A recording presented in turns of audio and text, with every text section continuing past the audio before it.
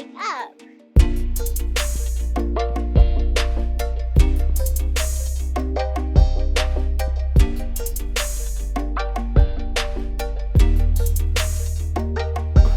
Bonjour tout le monde, c'est Nicolas de l'Heure du Singe. Aujourd'hui on va parler d'une des boissons les plus énigmatiques et les plus incomprises et pourtant tellement raffinées. J'ai nommé le saké. Ça va bien ?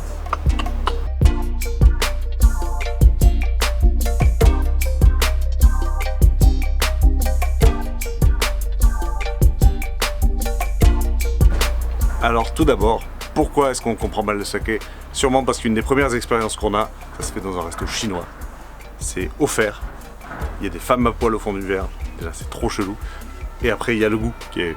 Voilà, c'est pas du saké, ok ? Alors quand on est un peu curieux et qu'on va lire à droite à gauche, en fait on s'aperçoit que saké ça veut juste dire alcool et que pour pas se tromper, les japonais ils parlent de nihonshu, je suis désolé pour la prononciation d'entrée. Donc ils parlent de nihonshu quand ils veulent parler de ce que nous on appelle le saké, mais que des fois ils disent aussi saké pour ce que nous on appelle le saké. Donc merci les gars, c'est très clair. Bravo. Alors on va partir sur l'idée que le saké c'est un vin de riz brassé et fermenté qui titre entre 15 et 20 degrés et que c'est ce qu'on vous servira à l'heure du singe dans n'importe quel resto japonais si vous lisez écrit saké sur la carte, ok ? Alors du coup comment c'est fait dans l'ordre et rapido. On ramasse un riz sakéifère, il en existe une cinquantaine de variétés qui est un petit peu plus charnu que celui qu'on utilise pour faire à manger parce qu'ensuite on va le polir. On va garder que le cœur, une certaine proportion du cœur qui va définir la qualité entre autres du saké. On va le laver, on va le cuire à la vapeur et ensuite on ajoute une sorte de levure qu'on appelle le koji et ce levurage s'appelle le moto et donc on en parlera plus tard. On fait fermenter tout le bazar, on pasteurise, on met en bouteille ou les deux, c'est parti. Donc il existe un paquet de catégories de saké et ce que je vous conseille pour commencer sur des trucs de qualité mais quand même accessibles, c'est d'aller vers les Junmai et les Junmai Jinjo. Donc c'est deux catégories de saké dans lesquelles il n'y a pas d'alcool rajouté pour le trafiquer. Et qui sont polis au moins à 30% pour les Junmai et au moins à 40% pour les Junmai Jinjo. Comme je vous ai dit tout à l'heure, plus on polit, plus le cœur du grain de riz va être infime mais va être subtil et donc va faire normalement des sakés de grande qualité. Alors du coup je vais vous montrer ce qu'on a ici. Hop, hop là on va zoomer dessus. Ouh, c'est beau. Tac. Donc là on a quelques sakés assez cool. Et du coup je vais vous en parler un par un, on va décrocher la caméra et on va aller visiter tout ça. Yes. Ok. Ici on a un saké qui est fait par la collaboration entre une brasserie française et japonaise. Donc la brasserie c'est la brasserie Chevalier et la maison japonaise c'est Komatsu Shozu. Je suis désolé encore pour la prononciation. Mais en tout cas c'est vraiment un super saké pour commencer parce qu'il est assez doux, il est pas très sec, il est assez peu iodé, il a pas mal de mâche. Il s'adaptera super bien avec des desserts, du citron avec un peu d'acidité. Après vous avez celui-ci, le Koi Koi, qui est un Junmai lui aussi, mais un Junmai Jinjo. Celui-ci il est poli à plus de 40% et celui-là à plus de 30%. L'intérêt pour moi c'est qu'il est hyper sec, il est assez neutre et donc quelqu'un qui en a jamais bu, vraiment si on lui sert avec quelque chose d'assez salin, genre du caviar ou des huîtres, ça peut vraiment super bien coller sans vraiment le choquer même si c'est la première fois qu'il boit du saké. Après là on passe un petit peu au level dessus avec des sakés qui viennent d'Hiroshima. Alors celui-ci c'est Uisei Nagomi Junmai, donc poli à plus de 30%. Il a une particularité, je sais pas si on arrivera à voir là comme ça, c'est que la catégorie c'est Tokubetsu Junmai. Alors du coup, je tenais à vous dire merci pour la catégorie qui veut dire spécial. Donc ensuite on a un Kimoto Junmai. Donc Kimoto ça veut dire qu'il n'y a aucune levure qui a été rajoutée autre que le koji. Donc ce qui fait que c'est un truc assez pur avec du koji et de l'eau. Le koji c'est le champignon qui sert à la fermentation. Lui pour le coup avec un goût un peu plus marqué, avec un côté plus iodé, avec un goût qui peut rappeler un petit peu le côté champignon justement. Et qui peut être troublant quand on n'a jamais bu. Mais ça reste quand même assez accessible autant au niveau prix qu'au niveau palette aromatique, quoi. Et enfin on en a un dernier là de 97 qui a un goût vraiment puissant, qui est un peu plus pour les geeks, pour ceux qui aiment vraiment ça. Ça se dégustera plus avec des trucs très forts, avec du gibier ou des trucs vraiment puissants. Et là c'est vraiment beaucoup plus pour les amateurs et pour les habitués. Donc du coup on va pas en parler beaucoup plus longtemps, l'idée c'est de venir les goûter évidemment. Et ensuite on va faire un cocktail. On a raccroché l'appareil photo. J'espère que j'ai rien oublié, que c'est assez clair. Si c'est pas assez clair, n'hésitez pas à me poser des questions, soit en message privé, soit en commentaire. Et maintenant on passe au cocktail. Alors pour kiffer bien le saké, on va faire un dry martini. Une variante évidemment, il n'y a pas de saké dans le dry martini. Vous le saviez. Hop, on va prendre, on refroidit le verre, vous vous rappelez?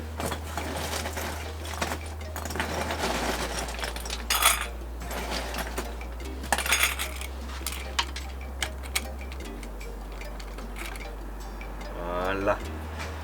On va prendre un verre à mélange, du coup ça va être le shaker à la place puisqu'on n'en a pas. On est confiné. Pourquoi est-ce qu'on utilise le verre à mélange? J'ai eu beaucoup de questions comme ça sur Instagram. On utilise le verre à mélange pour mélanger des cocktails dans lesquels on n'a pas des grosses différences de structure, genre le sirop, le citron et de l'alcool. Donc ça se shake parce qu'on va bien vouloir diluer pour casser l'acidité, pour casser la sucrosité. Alors que là, on va faire un dry martini, donc c'est un cocktail dans lequel il n'y a que de l'alcool. Donc même s'ils sont plus ou moins sucrés, en tournant ça suffira pour le mélanger. Et en même temps, on le diluera moins qu'en shakant. Donc on gardera toute la palette aromatique. Is it clear? Donc on refroidit notre verre à mélange.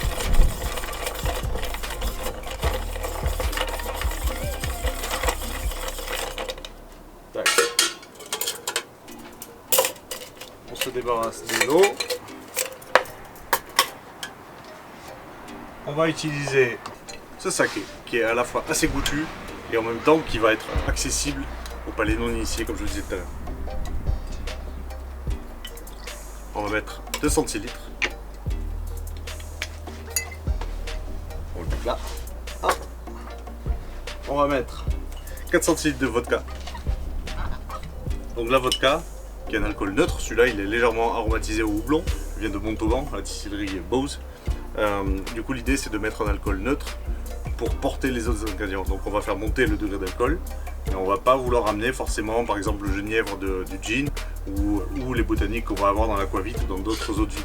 Donc l'idée c'est que la vodka c'est un super ingrédient quand c'est bien fait en tout cas pour porter tous les autres alcools. Ok. Donc on va mettre 4 centilitres.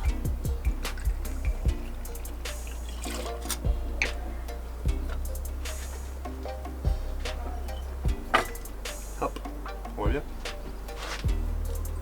On va mettre un distillat d'olive de chez Mong, hein, qui est hyper bien fait.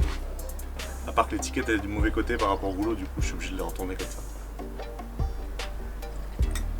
On va mettre 1,5 centilitre. Donc ça va ramener évidemment un goût d'olive. Et c'est vraiment cool parce que ça va rappeler l'olive évidemment du dry martini. Mais en même temps c'est une note vie qui est assez subtile pour vraiment bien se marier avec le côté un peu iodé du saké. Et la puissance de la vodka, ça ira super bien. On va remuer tout ça.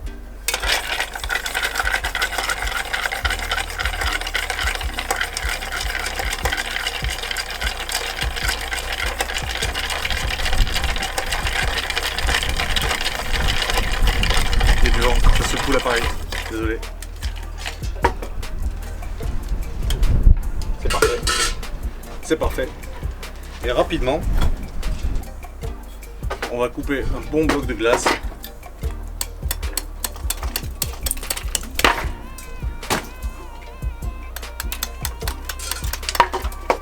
Hop.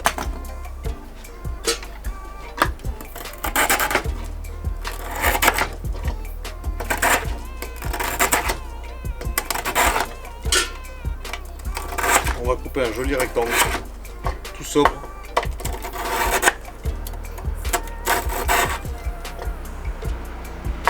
Un peu. Et voilà, ça devrait suffire. On va le mettre dans le seau. Hop là.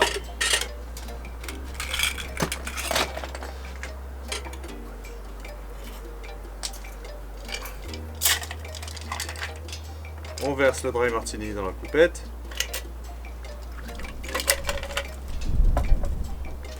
On va venir poser ce gros glaçon qui va mettre du temps à fondre dans le cocktail, qui arrive pile au niveau du bord du verre, c'est parfait. Et on va poser, j'espère que le vent ne va pas les emporter, trois petites feuilles d'olivier, comme ça. sobre.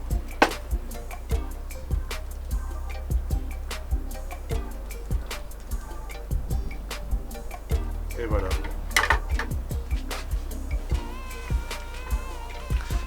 Je vais vous montrer ça quand même de plus près.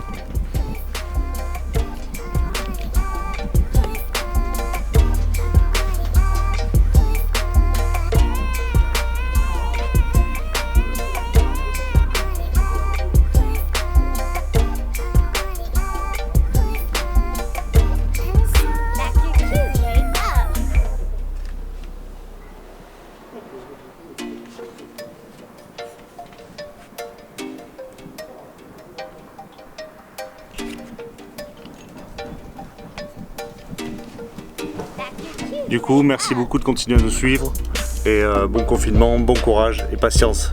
Bisous, santé.